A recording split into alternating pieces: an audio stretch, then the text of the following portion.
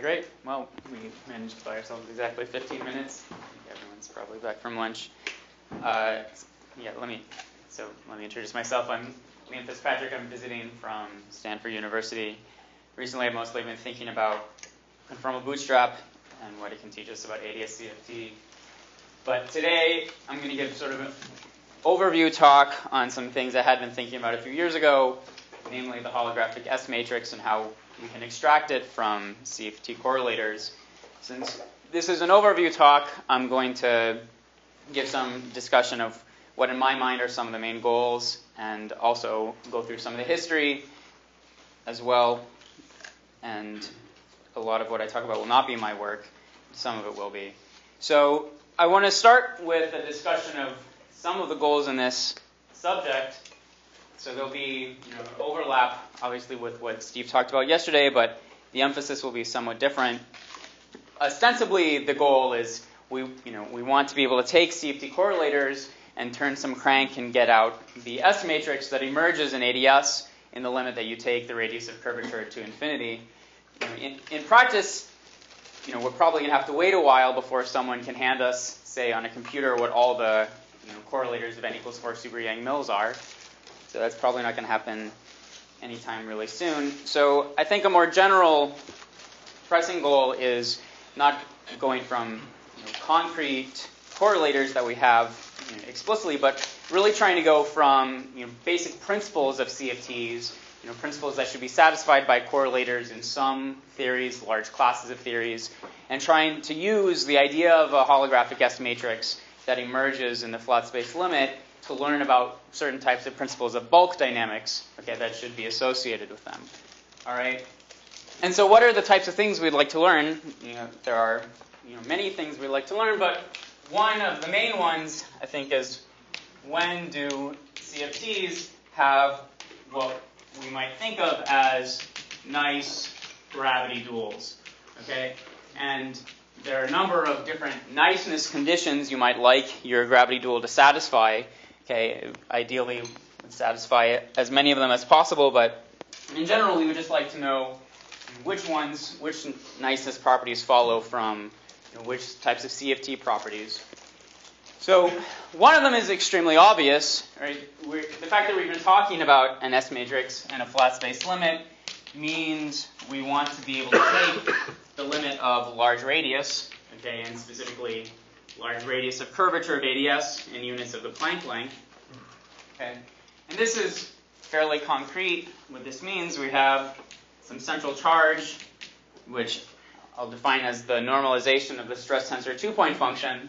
Okay, and in gravity theories, this is a very concrete thing in terms of this ratio to some power. So we want to be able to take this to be infinity. Okay. And one thing I want to emphasize, because it's sometimes a sticking point, is obviously in any specific CFT, the central charge is just a number, right? It's fixed. Okay, what we mean when we say C goes to infinity is we're imagining we have some sequence of different CFTs, okay? And so there's some accumulation point at infinity, and we can sort of C might not even be a continuous parameter. Often it's something like the n of an SU in gauge theory, but as we go through the sequence of CFTs, C becomes larger and larger, okay? And we're talking about the limit as we approach the end of this sequence. All right. So, that part, I think, understand has been understood for a long time. The more interesting part is the possibility that some of these niceness conditions might follow from assumptions on what you could call the sparseness of the spectrum of operators. Okay, and this is an idea that has also been around for a long time.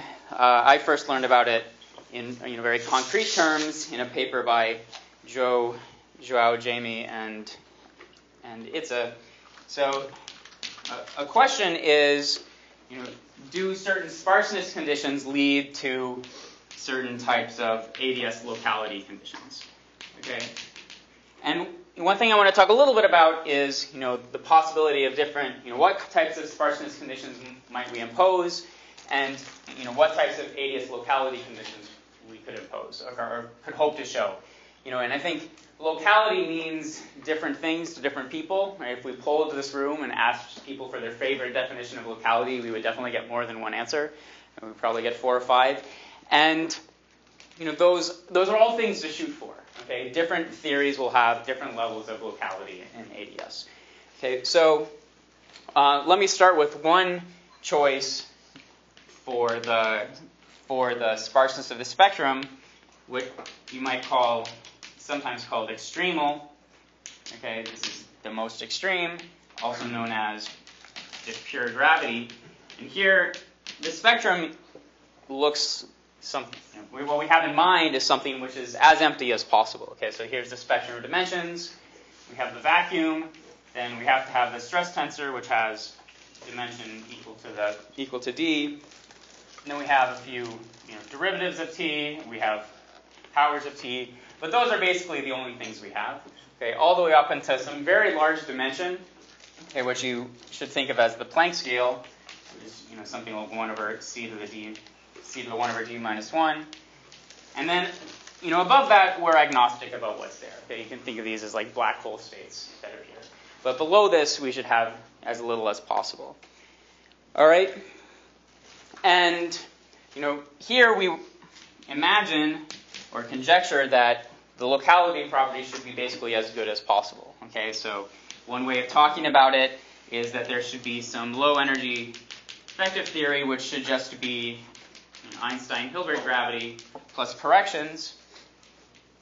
All right, so it'll look like you could hope to prove that actually it's described by a local action with the following form, where all higher curvature terms are suppressed by powers of m Planck. All right, and furthermore, you could hope that interactions between objects which are very far apart will go to 0 at distances which are much shorter than the AdS radius, okay, but much longer than the Planck length.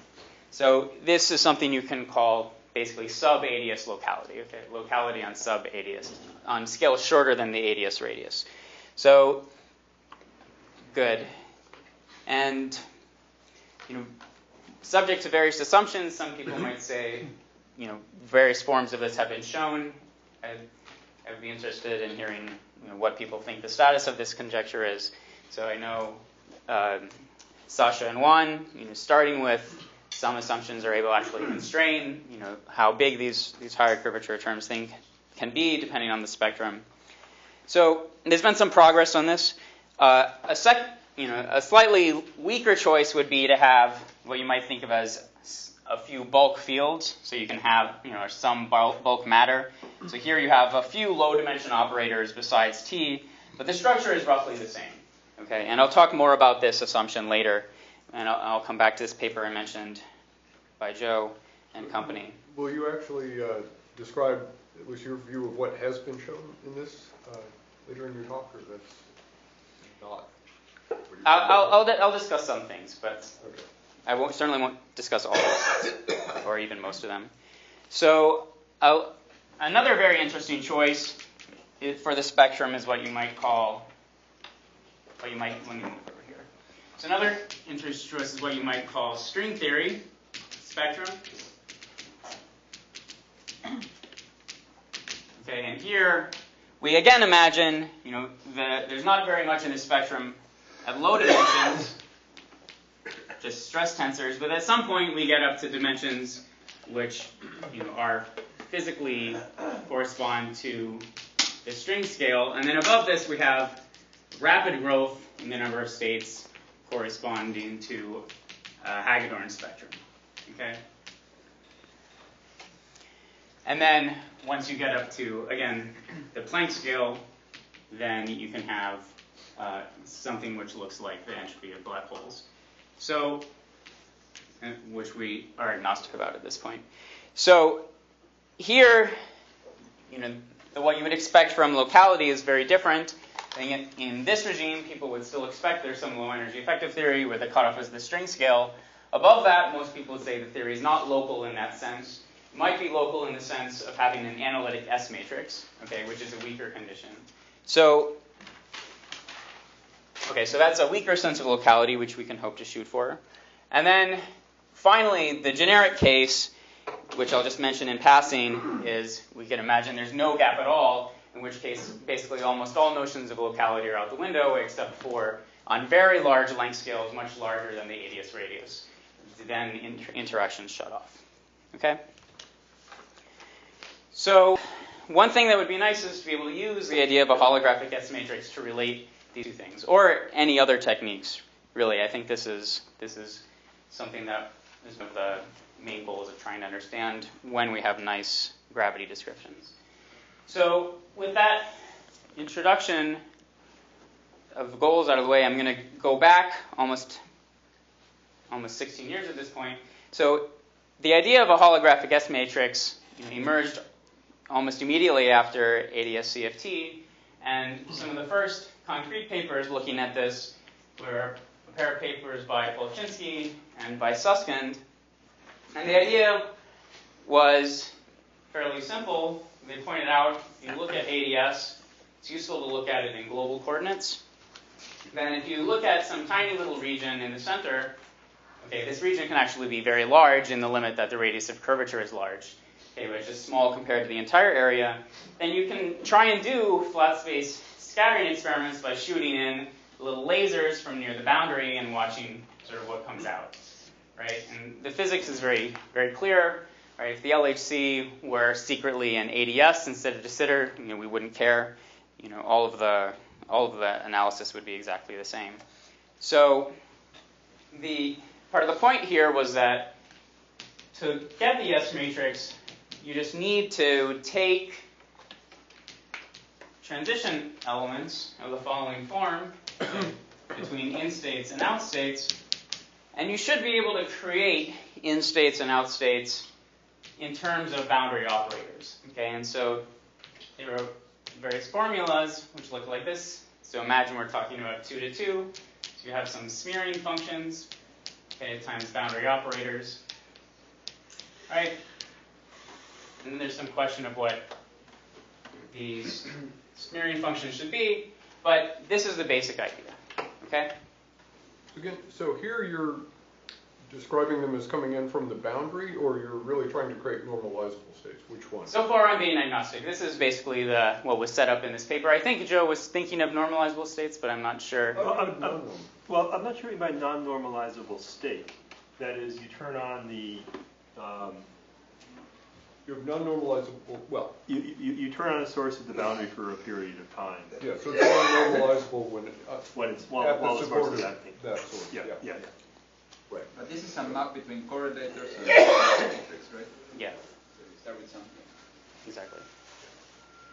All right, so then later there was a very nice paper. So at this point, I would say this was, there were precise equations, but it was fairly schematic. And then later there was a paper which filled in a lot of the details and got some very nice explicit formulas by Michael Gary, Steve Giddings, and Joao Penedones in almost a decade later.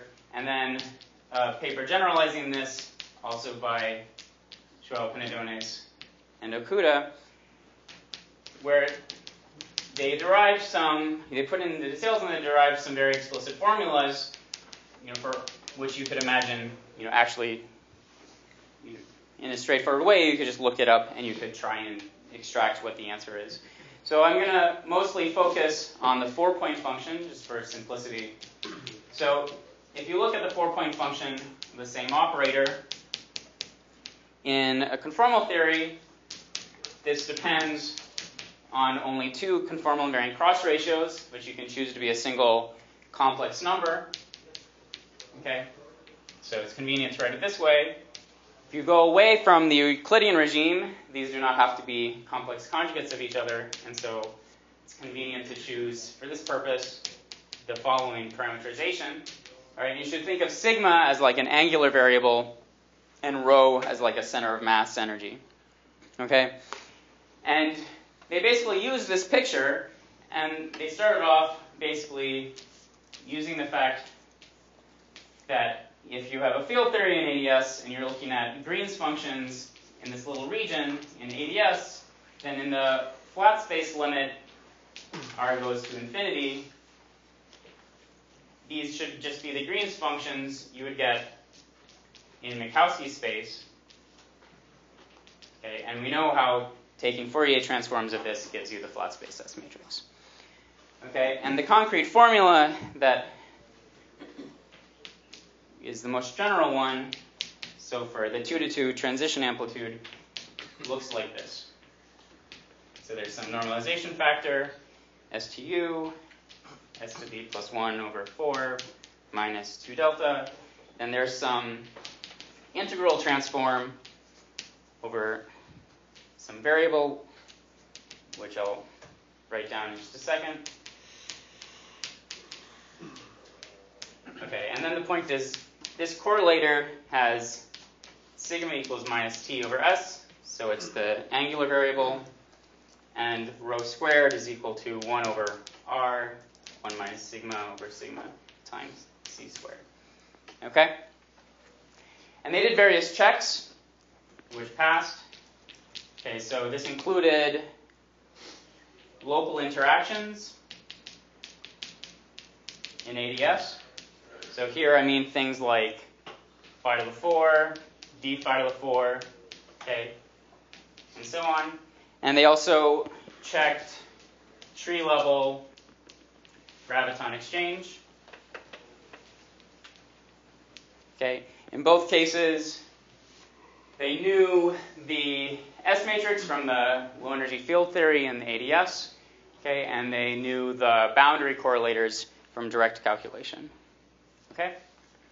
Just to connect to the discussion yesterday, so it's true that we could, in these examples, extract the reduced transition matrix elements, which are, they're a little bit like generalized coupling coefficients. But this whole question of setting up the scattering states, actually finding the scattering states so you could read off, literally the S matrix was a remaining problem that didn't get settled by this. So, yeah, there are a couple different ways of thinking about how you decide what these smearing functions should be. And the way that I find most intuitive is to work with the following physics. Okay, all right, so we're in global coordinates. We can use some facts about radial quantization, okay, of CFT operators. So say we start with some primary operator, okay? Then we can always, if we let this act on the vacuum, we can always decompose these modes in radial quantization into a sum over, well-defined, basically the different angular and radial modes of that field, okay? So here we have, so there's some normalization factor, then you have the dimension showing up as the energy here. The spin of the descendant mode, it controls how this depends on the angular variables. So we're looking at how this depends. So this is CFT on a sphere, all right? And then here are the different radial quantization modes of that operator. And these, very concretely, these are things that are created by the derivatives of that operator, okay?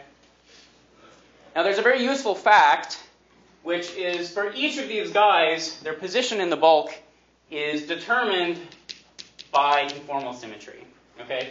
So what I mean by that is, let's look at the position in the bulk by taking the following matrix element. Okay, this is an AdS coordinate here, and then I'm looking at this descendant mode, okay? And this wave function is completely determined by conformal symmetry, okay? So this guy is a wave function which is defined to, in this case, let's talk about scalars for simplicity, transform like a scalar under AdS isometries. This guy is a primary operator. Okay, so that means it's annihilated by special conformal transformations. That's enough to completely fix what this functional dependence is. Okay, this is a non-perturbative statement. So what you can do, if you want to create something out of these guys, which is, let's say you want to actually set up this laser. You want to have some little wave packet. You want it to be shooting in towards the center. All right. Then you can take smear adopts of the following form, where this is some integral over the boundary times some function of our choosing times this operator acting on the vacuum. Okay? And this has a wave function in the bulk of the following form, which is known and calculable. Okay? All right? So is this clear? We simply, if we want to know what this is, we just take this guy, which has been integrated with some smearing function over these operators. We substitute this mode decomposition. We know what phi is acting on each of the modes, and so we know what phi is acting on the entire state we created. Okay, and so we can choose this smearing function to make a little guy, which is right here, sending it in towards the boundary. Okay. But in particular, so that's non-normalizable on the support of F. This is non-normalizable on support of F. This is normalizable in the sense that if you take x to the boundary, it'll vanish. Okay, this is a sum over. So I'm calling these normalizable modes. These are the normalizable modes that are solutions to the wave equation of a scalar in AdS. Okay. The way you've written it, you can write down explicitly, say, what you get from the bulk boundary propagator. The way you've written it, if you integrate against a general F, then whenever F is supported on the boundary, if you take x goes to infinity, F is only a function of the boundary. Yeah. So, yeah, wherever it's supported on the boundary, for whatever t and omega, or whatever, on the boundary, when you take x goes to one of those boundary points, you get non-normalizable growth. That's not true. So it vanishes. This vanishes at all points on the boundary. That's a true statement. It seems clear that this state he's writing down from the boundary point of view is some finite energy state. Yeah. Right? He's writing, let me see. You mean the we're just talking about a guy of this. A boundary state F, which is the state of the full theory. Yeah. I think it's there's no actually deformation of the Hamiltonian. At least you haven't said that there's one. You're just defining a state. Yep. And I'm pretty sure that state has finite energy. I'm sorry. The state has, the expectation value of phi he's written down can be gotten from phi contracted with O, right? And that's the bulk boundary propagator. And whenever you go to a point, if you go to the boundary, sorry, let's back up. If you take the bulk boundary propagator and you integrate over the boundary, then whenever you go to a point in the support of what you've integrated over, you get a non-normalizable growth in x. Yeah, I don't think that's true, but it actually isn't going to, I don't think it matters so much. And I've got a lot of stuff I want to get through, so why don't we come back to that at the end?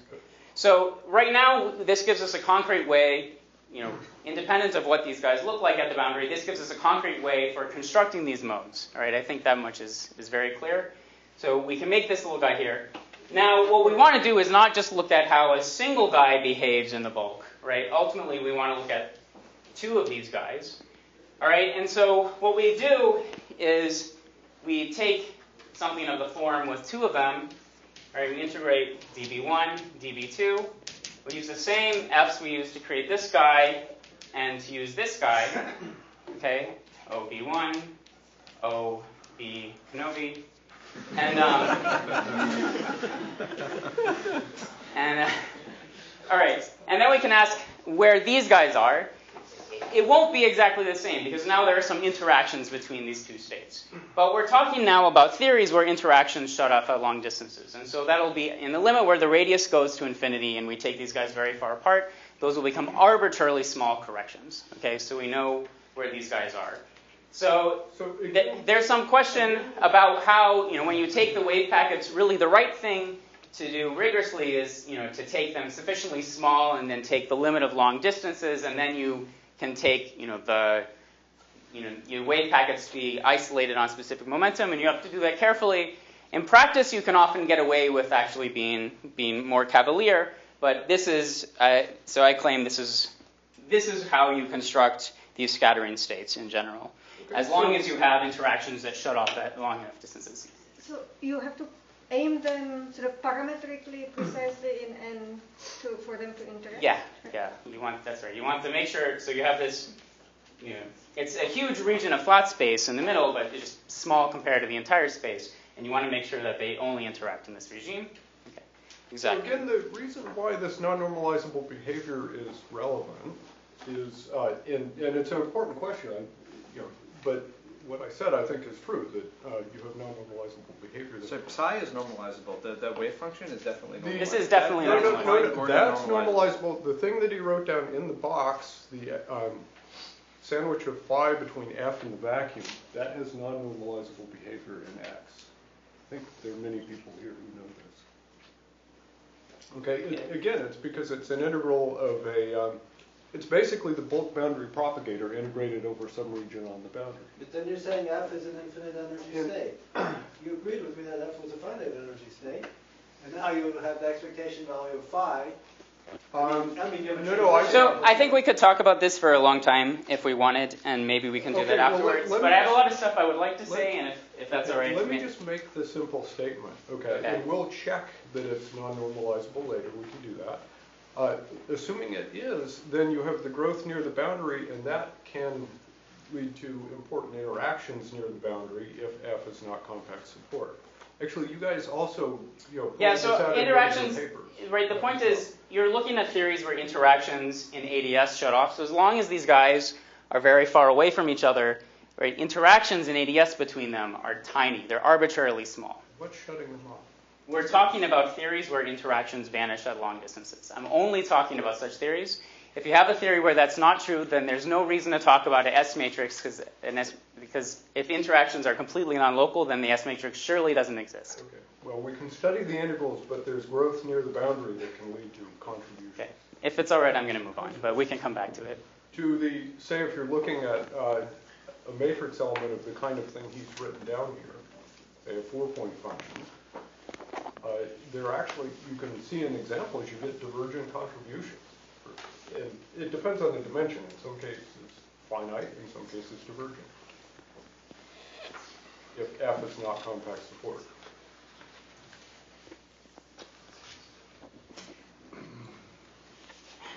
All right, so now I'm going to talk a little bit about what the Bootstrap can add to this. So here, there was, let's see. So as far as I know, one of the first papers, maybe the first paper, starting to look at how you could get certain locality conditions using the Bootstrap together with 1/n corrections was a paper by Itza Heinsker, the one I mentioned earlier, Zhao Panadonis, Joe Polchinski, and Jamie Sully. And this paper had a big influence on my own research at the time. So what they were looking at was what happens if you take the Bootstrap equation and you apply it to 1/n corrections in the presence of some sparseness condition on the spectrum, okay? And so let me write the Bootstrap equation, and I'm going to divide it up into different orders in a 1/n expansion. All right, so the Bootstrap equation can be written this way. So here, this is the n equals infinity term plus 1/n times dvn of the same sum. All right, and then we can, on the other side, we have the same thing, just everything is crossed. Okay, and then obviously there are higher order terms in 1/n, but we're going to truncate at this order. All right, and the point is we're talking about a sequence of theories, all which satisfy crossing. So the n equals infinity has to satisfy the Bootstrap equation, so you can subtract them off from both sides. And now you get an equation which has to be satisfied by the 1/n corrections. Okay? And they got a very impressive result. So they said, let's look at a fairly large class of theories, but it's fairly stringent condition, but still very interesting. So they said, let's assume that there are only 1/n corrections for operators that are exchanged that have spin less than some maximum finite value. Okay? And then through basically what was a tour de force analysis of the solutions to this equation, they counted the number of solutions, the dimension of space. It was a tour de Panadones. Sort of.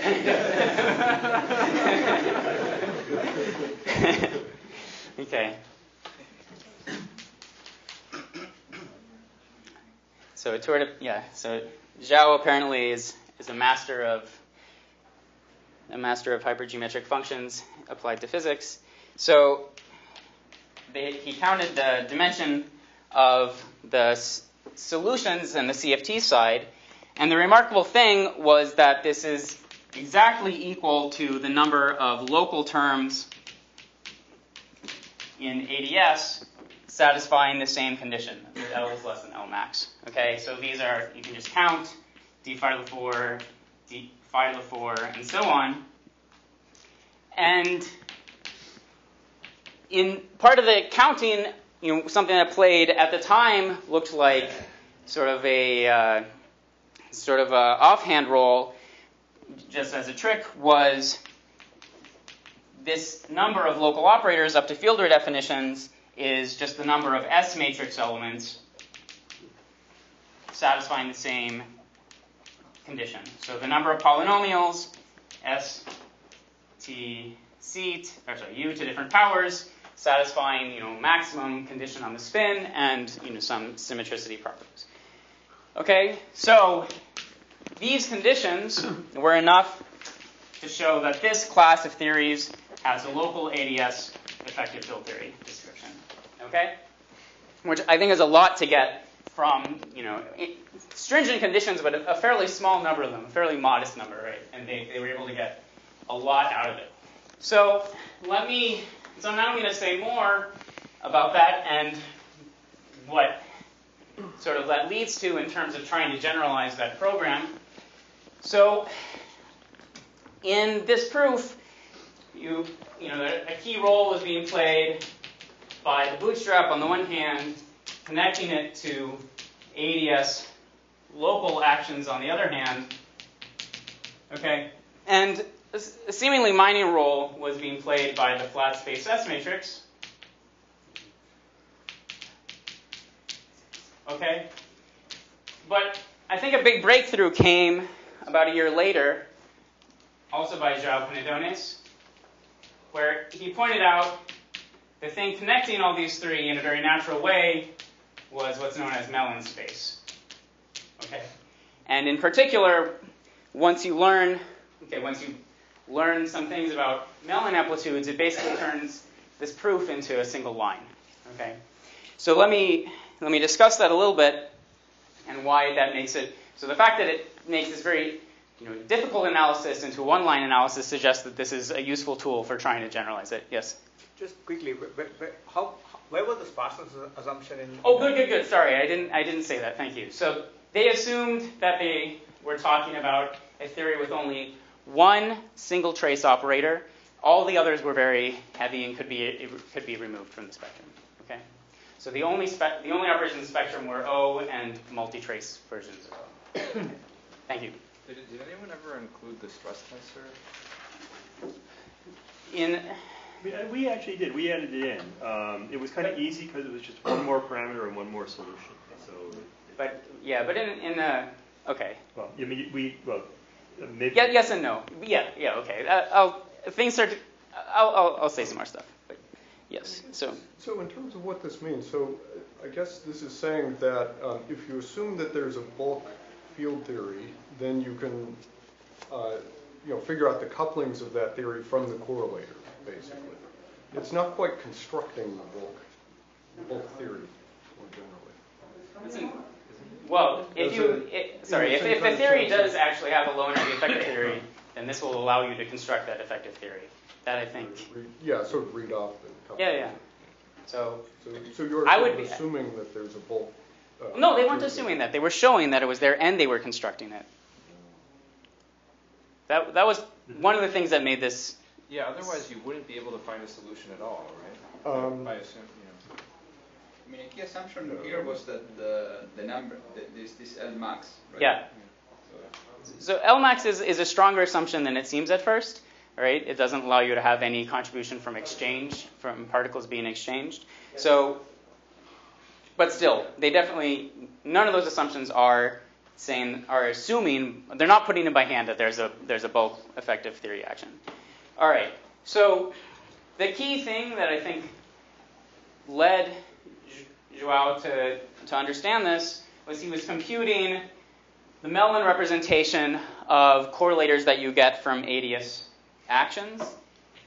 And he found that if you take a local AdS action, okay, which is, again, this type of thing, phytophore, dephytophore, and so on, what he found is the Mellon amplitude, which I haven't written down the definition of it for you, but it's a function of, for the 4-point function is a function of two variables which play a very similar role to Mandel-Stem invariance, so I'm going to call them S and T for now. But it's related to a Mellon transform of the position space correlators. And what he found, computing these on the AdS side, is for this guy was 1, for this guy was S squared plus T squared plus U squared, and then in general, for local interactions in AdS, okay, the Mellon amplitudes were polynomials. Okay, so they have a very similar structure to the S matrix that you'd get from those, that local action in flat space. All right, now the reason this made this analysis so much easier was the following set of facts. So first, how is Bootstrap crossing symmetry imposed in terms of Mellon variables? Right? It's very simple. It's just that the Mellon amplitude itself, okay, and I'm going to introduce U for simplicity. It's obviously dependent on S and T. It's just that this is a symmetric function. Okay.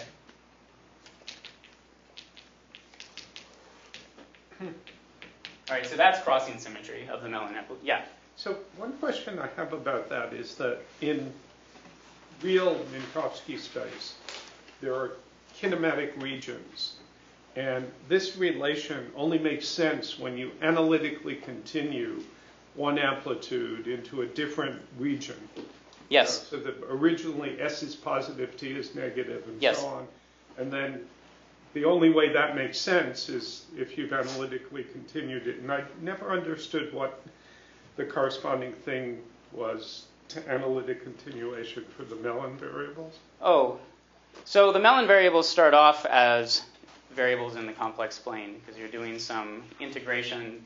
So the boundary correlators are defined in terms of this, as an integral transform where these are being integrated through the complex plane. So they sort of start off life as complex variables. But there's no corresponding kinematic region for one channel versus the other channel. I mean, this is just a relation between two functions of three complex variables. Yeah. There doesn't seem to be that necessity for going off the real axis. There's a connection, but yeah. Isn't it true that these Mellon amplitudes are meromorphic functions? That's correct. Yeah. For any CFT. Some caveats, but essentially, yeah. Well, if that's true, I'm not sure if it is true, but if that's true, then there is no issue with that. Oh, then there's no issue. I see. Okay. So all of them. Yeah. Okay. Well, there's a related question of the Mellon amplitudes for the higher loop amplitudes, where you start to, at least if you were in flat space, you'd start to see the cut structure and so on. No, so one thing is that Mellon amplitudes are still meromorphic, even. Yeah. Right? It has to do with the fact that the spectrum in radio quantization is discrete. Right. So, but they become, it's only when you take the flat space limit, which I'll talk about in a second, that the discrete set of poles turns into cuts. Yeah, but I guess, there's a question of knowing how to find the Mellon amplitudes for higher loops, right, and whether they fall into the same. My feeling is that's just a computational problem. Higher loop computations are hard. Okay, they have been computed in some loop examples, right? I think there doesn't appear to be any, in principle, obstruction to doing loop computations for Mellon amplitudes on the AdS side. It's just the computations are hard, okay, so very few of them have been done. I guess the key is to prove these things for arbitrary CFTs, right? That this is true for arbitrary CFTs. Which things? The Mellon is meromorphic. Oh, yeah. Okay. Yes. So, okay, I'm almost done saying why this makes this a one-line argument, and I'm already a bit over time, so I don't know how strict that is, but I'll I'll say this, and then I'll say a couple more words, and then people can stick around if they want. So the next thing is L less than or equal to L max. In terms of the Mellon amplitude, says that, again, the only way that's possible is if this is a polynomial which is at most order L max in these variables. Okay? So now this is manifestly the same counting as the counting of S matrix elements that we had over here. Okay? So the argument, it's no longer difficult to count the number of solutions here and see that they're the same as the number of S matrix elements you could get. It's literally, you're just comparing exactly the same objects. You're comparing polynomials in S and T, with a maximum L. And then the final thing, which Joao did in this paper, was he wrote down a conjecture, though I think he was being a bit humble, and you might be tempted to call it a proof, that the flat space S matrix is given by a simple relation in terms of the Mellon amplitudes.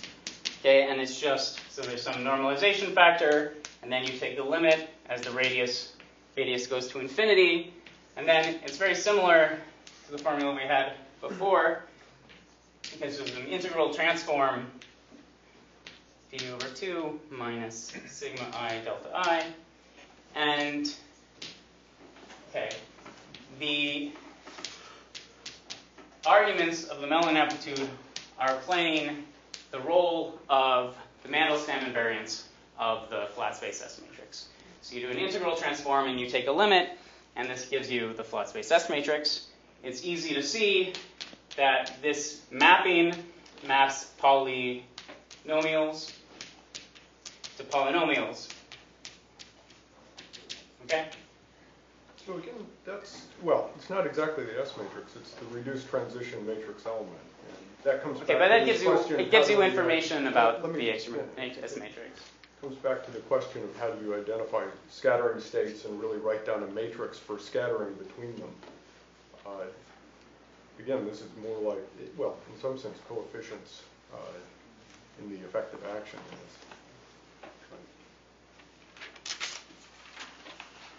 Sorry, is R going to infinity the same as the large n limit? Or You need to take the large n limit in order to have R go to infinity, right? Otherwise, R goes to infinity makes L Planck also go to infinity. Yeah. What was R? The AdS radius?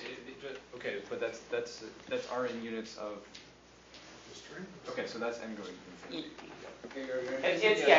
In units of whatever your local energy scale you want to use. You're implicitly keeping some of the L Planck. Yeah, so it could be the string scale if you want it. Yeah. Well, it's n going to infinity at fixed with a ratio of n over lambda fixed. Yeah. The GM string is fixed. Yes. Yes. Yeah. So, he said it was a conjecture, but he actually checked it on a set of functions, which were a dense set of functions. So, I don't know. You can also derive it by using, so one of the things Jared and I did was we derived it directly by using the types of smearing functions I described. But, okay, I would give more credit to Zhao than he gave himself. So, all right, so now I'm almost done. If it's all right with people, I'll just mention a few open questions, which I think would be nice to learn about going forward.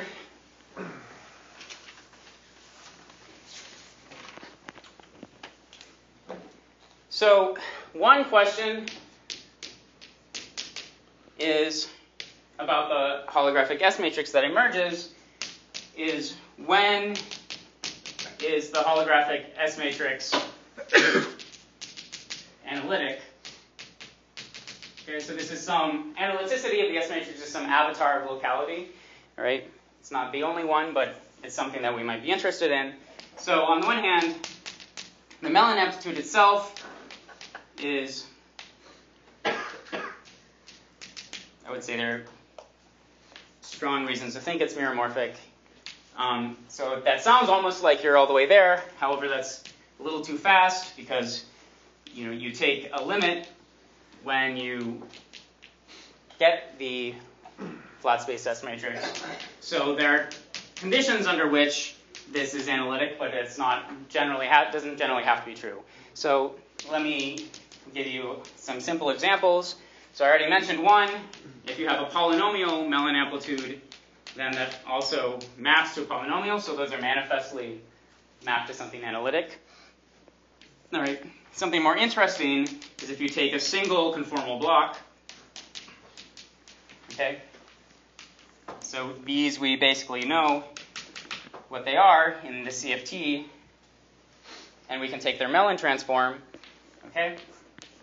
And you can ask what these map to, and as you might expect from the fact that conformal blocks are basically irreps, with a specific dimension, these map to things which are delta functions in S, okay, at the value given by the dimension of the primary times Legendre polynomials associated with a spin of that primary. Okay, so this is not analytic.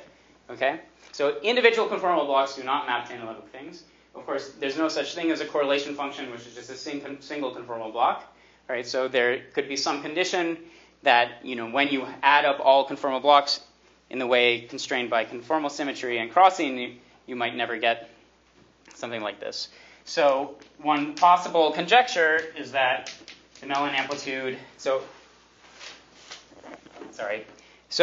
you can actually see explicitly when you do this transform what's going on is there's a problem at large values of S where these have an essential singularity. Okay, and that's where the problem comes from. So one thing you could conjecture is that possibly Mellin amplitudes should have good behavior at infinity, so they should be less than some function of S and T. A stringent one should be less than some polynomial.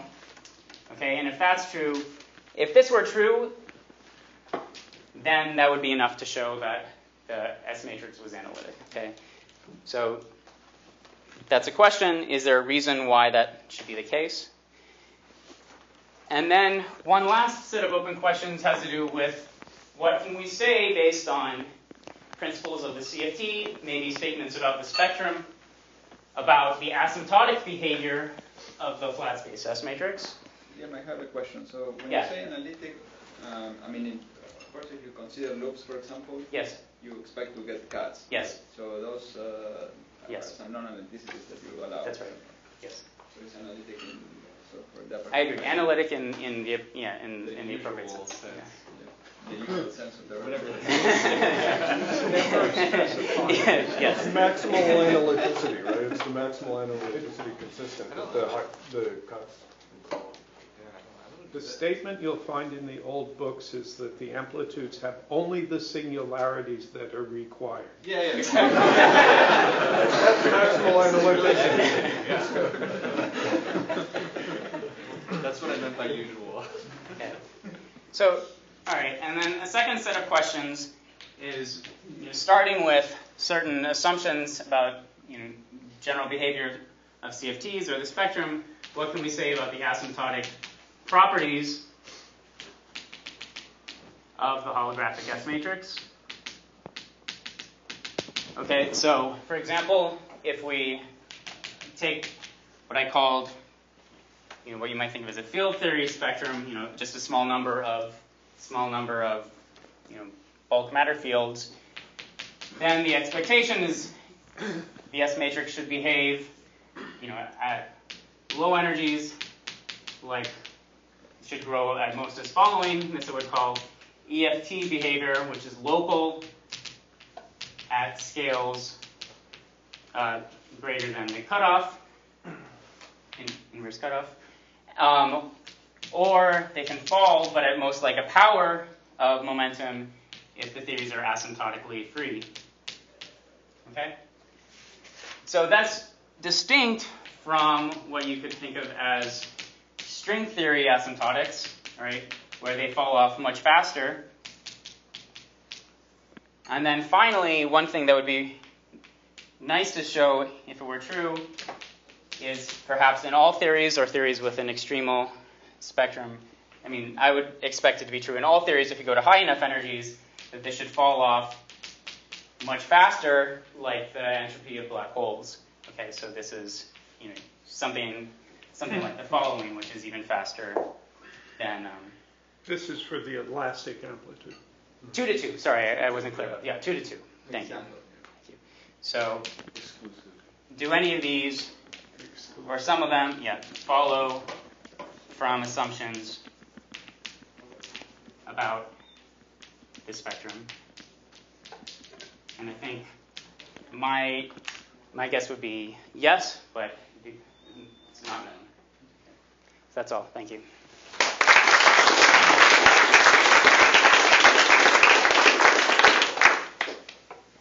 Yes. Liam, you guys also had a paper about unitarity. You want to say something about that? See if I can remember it and state it clearly. So the point was unitarity follows. So unitarity of the S matrix follows essentially from the operator product expansion.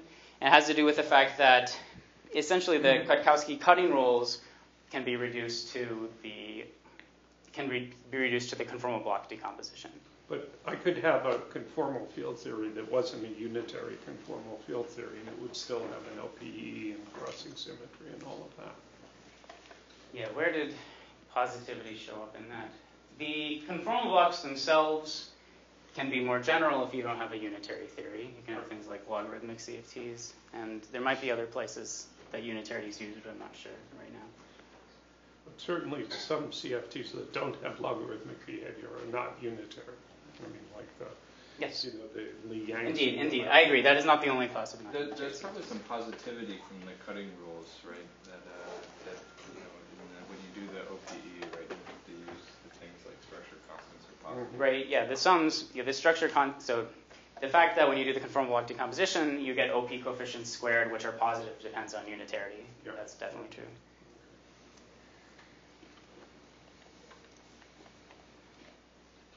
Dan. Oh, I'm just asking. I don't have anything useful to say about this, but you know, there's this nice statement that having a sparse low energy spectrum is somehow sufficient for a theory to have a gravity dual. Is that really true, or is it only a necessary condition? Are there other conditions somehow involving the high dimension operators or something that that we also really need? So the answer to that, I believe, isn't known, but I would guess that the sparseness of the spectrum is enough, but I'd be interested. What if the Hawking-Page transition actually happened at some higher temperature than just at order n, to some power or something? Could you have that instead of the low energy spectrum be right? So people are making a lot of progress in 2D CFTs where you have extra handles, and there, if you assume a sparse spectrum, there's this work by Tom and Christoph and Stoika, where they showed if you assume you know the partition function all the way up to C over 12, then actually you know the partition function. Modular invariance. Yes, it's because of modular invariance. I guess is there some statement like that in higher dimensions? Yeah, I think that's a great question, and there probably is some statement like modular invariance in higher dimensions, but okay, it remains to be doubt. Yeah. Has this been generalized to endpoint amplitude? Yes. So there's some things you have to deal with. The main subtlety is you go to higher point functions. The Mellin amplitude isn't unique, so there are Mellin amplitudes which give you 0 for the correlation function. So you have to show that those guys give no contribution to the flat space S matrix. But okay, you can do that. There's also the question of higher spin as well. Yeah, so you can represent external states which have higher spin, but there are different proposals for the best way to do that, and there isn't a canonical way. One way I can tell you some ways that you can try and represent higher spin external states using Mellin amplitudes, but you have to generalize this a bit. But in principle, if you have the endpoint scalar amplitude, you could take poles. That's right. Yes. So, what was your statement about unitarity and the singularities, the cuts of these formulas? It's that the cutting rules follow from the conformal block decomposition.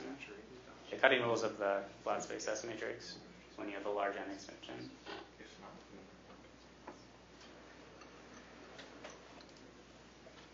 She?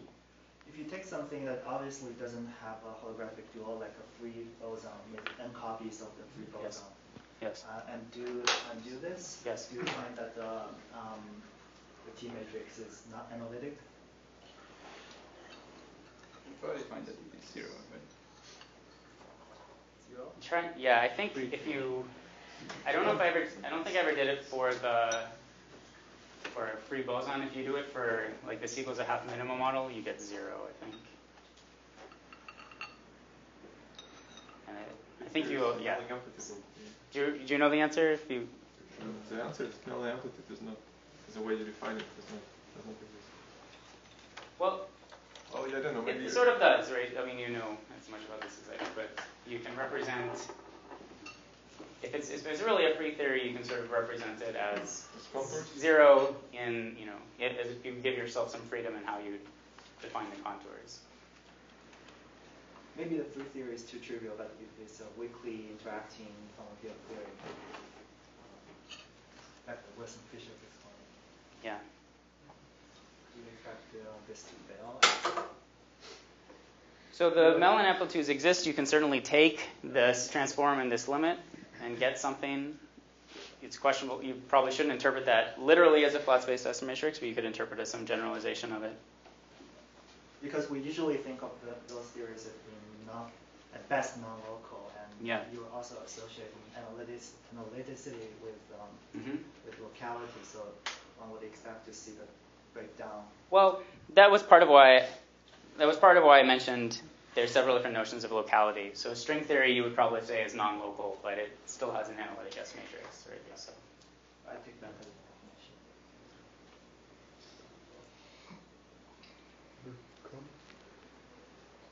Oh, again, so I just want to, mention one last time, and we can go into this in more detail, but I think an important part of identifying the flat space S matrix really is carefully identifying these scattering states in the large R limit. And I really don't think that has been sufficiently carefully done given the various issues that can lead to I'm not sure what you're worried about, Steve. What's wrong with, if you buy everything he said, what's wrong with that formula at the end? if I buy everything you said. But he can check it. Not only that, he claims that it's unitary, so even the normalization. So you get a reduced transition matrix element. But the question is, how do you, we really, this is why I tried to set things up this way yesterday. We would like to identify, first of all, square one, a space of scattering states. Right? We're going to try to write down the S matrix. We need to know what that space is. And then we want to figure out what the S matrix is between those states. And if you don't see cleanly how to identify those scattering states, even in flat space, if we hadn't done that, you don't have a clear statement of what the S matrix is. But let's see, I can explain. You have some correspondence between the states in AdS and the operators. Good. Yeah. So you have, so then for large radius, you can, these multi-particle states to leading order don't interact with each other. And you're talking about where you shoot things in from the boundary, or you're literally sending them in from you can do both things, and I think they're equivalent. Well, let's focus on one at a time. Okay, so pick one. So let's shoot them from the boundary. Okay, good. Okay, so. And as I mentioned yesterday, there's something non-trivial we have to do even in flat space, although in the end it all works out. We have to, check that basically LSZ works, and that we can create states that become, basically incoming single particle states, and then we can isolate the amplitudes for those to scatter into a definite outgoing state. And if you're shooting them in from the boundary, the problem is, as you trace them back, you say, well, they're getting further and further apart, so they should become non-interacting. But that's where this statement that if you're shooting them in from the boundary, you have non-normalizable growth as you go back comes in. And so at the very least, there's a competition between the growth of the amplitude as you go back and the following interaction strength interaction strength because you're getting further and further away. So you have to check that to see that you don't get important contributions. But the problem you're talking about has nothing to do with the radius of what you're.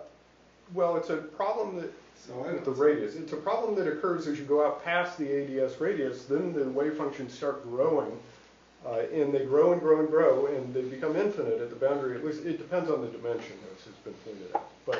But they're not falling off in a normalizable fashion. And so if you have interactions in the theory, you have to check that those interactions are not contributing when you take into account this non-normalizable growth near the boundary. You have to check that the interactions are turning off. But so, maybe we should wrap this. Yeah, we could do this more offline. That's right. Yeah, okay. But well,